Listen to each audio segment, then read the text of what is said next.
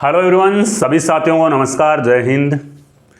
One shot पाठशाला YouTube channel पर आप सभी साथियों का हार्दिक स्वागत, हार्दिक अभिनंदन। आज के इस वीडियो में अपन चर्चा करने वाले हैं राजस्थान पुलिस यानी कि परिणाम और फिजिकल के ऊपर। कब तक आपका रिजल्ट है वो जारी हो सकता है और आपका फिजिकल टेस्ट है वो कितना हार्ड है ना। जो स्टूडेंट फिजिकल को ज़्यादा हल्के में ले रहे हैं ना, तो उनके लिए मैं बता दूं कि एक बार 5 किलोमीटर की रनिंग आप कंप्लीट करके देखना, और अगर आपका स्कोर 100 प्लस है ना तो रनिंग स्टार्ट कर दो भाई, ज़्यादा टाइम अब नहीं मिलेगा आपको, है ना। तो रिजल्ट की बात करें तो रिजल्ट अगले महीने यानी कि नवंबर में इसका रिजल्ट वो देखने को मिल जाएगा। नवंबर के फर्स्ट वीक तक ही इसका रिजल्ट देखने को मिल जाएगा। हो सकता है नवंबर से पहले यानी कि इसी महीने में जारी हो जाए, मुझे यूँ संभावना लग रही है। अगर इस महीने में नहीं होता तो नवंबर के फर्स्ट वीक तक इसका रिजल्ट है वो जारी हो जाएगा। क्योंकि अपन देखते हैं ना जिस प्रकार से विभाग कितना फास्ट काम करवा रहा है, जैसे कि आपकी आंसर की है वो फटाफट जारी हुई है, आपकी आपत्तियाँ लगाने का टाइम है वो बहुत कम दिया गया था। तो इसी हिसाब से अगर इसी स्पीड से काम होता रहा तो ज़्यादा टाइम नहीं लगेगा और फिजिकल के लिए भी आपको ज़्यादा टाइम नहीं देंगे, ठीक है ना। अगर नवंबर फर्स्ट वीक तक इसका रिजल्ट जारी होता है तो नवंबर लास्ट या दिसंबर फर्स्ट में आपके इसके फिजिकल भी करवा लेंगे, और जनवरी 2026 तक है ना इसमें ज्वाइनिंग देने की भी पूरी संभावना, क्योंकि 2600 के आसपास में नए पदों पर वैकेंसी आएगी। लेकिन वो वैकेंसी आएगी नई सीईटी क्वालिफाई होने के बाद में, यानी कि नई सीईटी के एग्जाम के बाद में ही शायद उसके फॉर्म है वो भरवाए जाएंगे ना। फिजिकल की अगर अपन बात करते हैं तो मेल और फीमेल कैंडिडेट्स के लिए यानी कि दोनों के लिए अलग अलग क्राइटेरिया रहता है।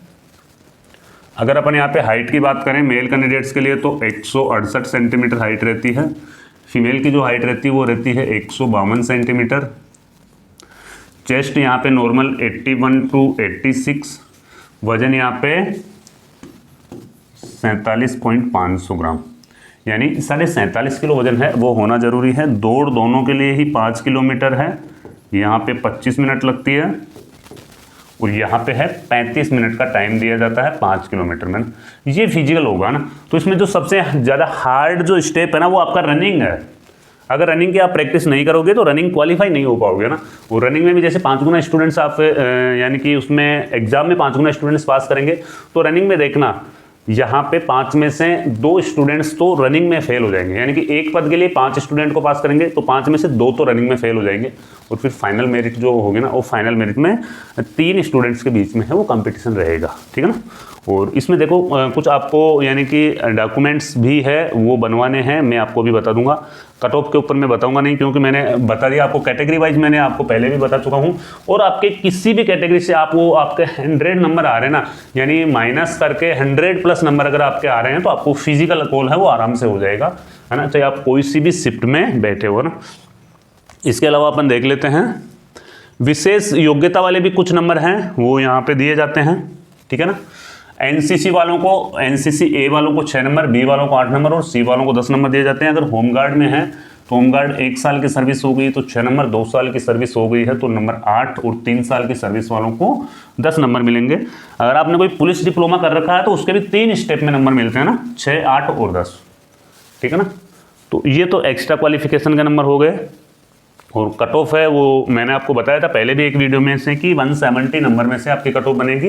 जो 150 नंबर तो आपके यहाँ पे हो जाते हैं एग्जाम के, और 20 नंबर आपके हो जाते हैं एक्स्ट्रा क्वालिफिकेशन के, ठीक है ना। और ये एक्स्ट्रा क्वालिफिकेशन ज़्यादा बच्चों के पास में नहीं है। यूँ मान लो कि 100 बच्चों का अगर टेस्ट होगा, फिजिकल टेस्ट होगा 100 बच्चों का, तो 100 बच्चों में से 2, 3 या 5 बच्चों के पास में एक्स्ट्रा क्वालिफिकेशन है वो मिलेगी। थोड़ा सा इस पर आप फोकस कर लेना भाई, ये है ना। हाँ, अब ज़्यादा टाइम मिलेगा नहीं तो ये जो आपके डॉक्यूमेंट्स है वो देख लेना। 10th की मार्कशीट है, 10th की मार्कशीट के अलावा फिर आपके पास में 12th BA MA ये भी होनी चाहिए, जो भी आपने क्वालिफिकेशन भर रखा। 10th की मार्कशीट इसलिए अनिवार्य है कि 10th की मार्कशीट के आधार पर ही डेट ऑफ बर्थ है वो काउंट होती है अपनी, है ना। फिर अपना मूल निवास प्रमाण पत्र है ये भी बनवा लेना। एडमिट कार्ड आपके पास आ ही जाएगा जब आपका एडमिट कार्ड होगा, फिजिकल के टाइम की मैं बात कर रहा हूँ, ठीक है ना। तो फॉर्म की हार्ड कॉपी भी आपको निकलवा लेनी है, अगर नहीं है तो SSO ID से जाके आप डाउनलोड कर लो, फिर उससे निकलवा लेना है ना। आयु प्रमाण पत्र भी आपको नया बनवाना है, ठीक है ना। इनके अलावा जाति प्रमाण पत्र है ये भी नया बनवाना है। अगर ज़्यादा पुराना हो गया, 3 साल से ज़्यादा पुराना हो गया तो कोशिश करें नया बनवा लें, MBC EWS वाले तो, है ना।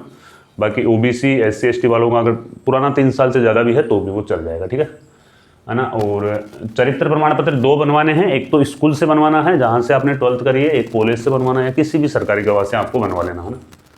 और आधार कार्ड, वोटर आईडी, ये 2 चीज़ें चाहिए, फोटो वगैरह और मेडिकल फिटनेस प्रमाण पत्र। जैसे रिजल्ट आएगा मैं एक बार इसके ऊपर कंप्लीट डिटेल वीडियो बनाऊंगा मेडिकल फिटनेस प्रमाण पत्र के ऊपर। हाँ, इसमें एक चीज़ और देखना आप कि जो आपके नाम और सरनेम है ना, वो आधार कार्ड में और आपकी मार्कशीट में है ना, वो सेम होना चाहिए, ठीक है ना।